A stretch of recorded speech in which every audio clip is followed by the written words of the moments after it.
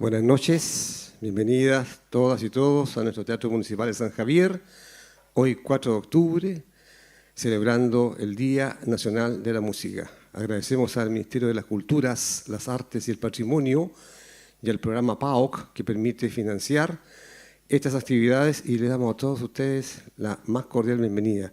Veo aquí a mis amigos de Talca de la Ruten, bienvenidos los alumnos y apoderados de la Ludovico Ruten de Talca. Muchas gracias, Padre Diego, por estar. La música no tiene fronteras. Vamos a iniciar este concierto con una obertura, ¿cierto? Lo que antecede, no digo lo más importante, aparte del programa. Y tiene que ver con los músicos, tiene que ver con los talentos. La música es la sangre que corre por las venas de todos los seres humanos, ¿cierto? En algunos casos es más fuerte la sangre y se junta con el talento y nace una estrella, por así decirlo. Hoy día vamos a invitar a un joven, niño en realidad, Abdiel Chamorro, que junto a la orquesta va a tener su primera intervención como solista, ¿cierto? De un concierto de Oscar Reading, un compositor alemán, para violín y orquesta. Así que le damos un aplauso grande a Abdiel Chamorro.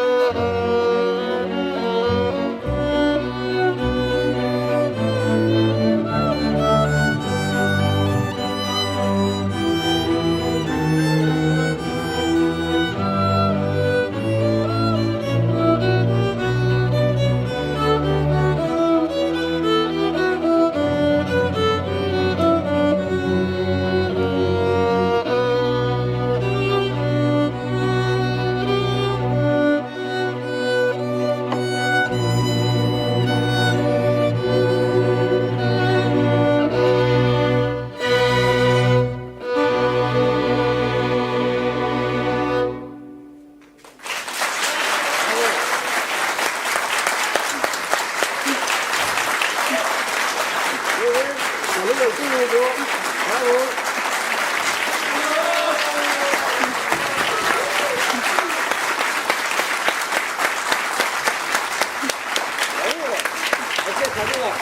Vamos, vamos.